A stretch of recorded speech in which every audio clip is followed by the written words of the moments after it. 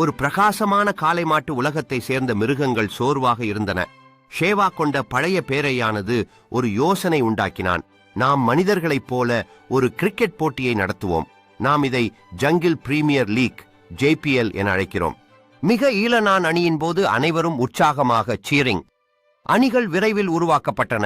ராயரிங் Lions versus charging elephants, சாமானிய கோழிகளுக்கு எதிரான clever monkeys versus speedy cheetahs. முதலாவது பெரிய போட்டி ராயரிங் லயன்ஸ் மற்றும் சார்ஜிங் எலிபென்ட்ஸ் அணிகளுக்கு இடையே நடைபெற்றது. கிரிக்கெட் மைதானம் ஒரு பெரிய உலோகமாக இருந்தது. அதை குதூகலிக்கும் பாலூட்டிகளால் சூழ்ந்து கொண்டிருந்தது. துடுப்பில் ஒலிக்கும் மரக்கொடியின் குரல் மற்றும் கட்டிக்கொண்ட பாடும் குருவிகள். முதலில் ராயரிங் லயன்ஸ் அணியால் ஒரு பந்து வீசப்பட்டது. அந்த பார்வையில் வீரமாகவும் விரைவாகவும் அதன் மீது அசைத்துக் கொண்டிருந்தனர். பந்துகளை எதிர்கொள்ளும் எலிபென்ட்ஸ் அணி தங்கள் அடுத்த செயல்களை திட்டமிடுவதில் தீவிரமாக உட்கார்ந்திருந்தது. பாங்கோ பெரிய எலிபென்ட் தனது பேட்டுடன் முழுமையாக அடித்ததுமால் பந்து வானில் பறந்தது. நண்பர்களும் சீரிங் அவரை ஊக்குவிக்கின்றனர். அணியின் முன்னேற்றத்தை பார்க்க மற்றவர்கள் கவனமாக இருப்பார்கள்.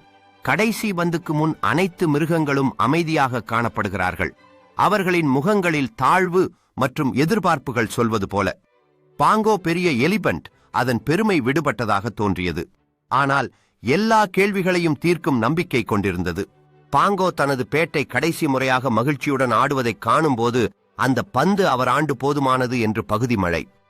அப்போது மிருகங்கள் உற்சாகமாக கத்துகிறார்கள். சிலர் அவர்களுக்கு விளையாட்டின் முடிவில் வெற்றி கிடைக்கும் என்ற நம்பிக்கையில் உயர்வாக குதிக்கும்.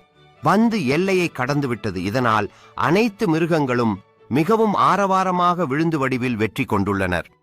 பாங்கோ எப்போது தனது அணியுடன் சேர்க்கப்பட்டது என்ற உணர்வு அவருக்கு மிகுந்த மகிழ்ச்சியையும் வெற்றியின் சந்தோஷங்களை உடனடியாக உணரச் செய்கின்றது. இப்போது காடு முழுக்க மகிழ்ச்சியான திருவிழா பரவிக் கொண்டிருக்கிறது. பாராட்டிகள் மரங்களிலிருந்து பாடுகிறார்கள். கிரிஞ்சிகள் பூமியில் நடனமாடுகின்றன மற்றும் குரங்குகள் பழங்களை பேசும்போது மகிழ்ச்சியுடன் பரிகலந்திருக்கின்றன.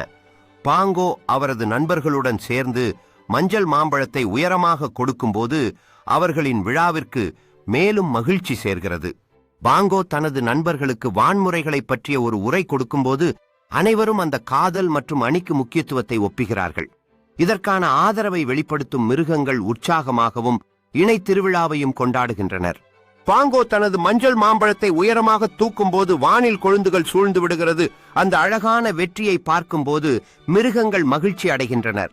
அனைவரும் கட்டளை பேசும் பாணியில் அணியினருக்கு ஒற்றுமையை அடையாளமாக்கும் பின்னணி.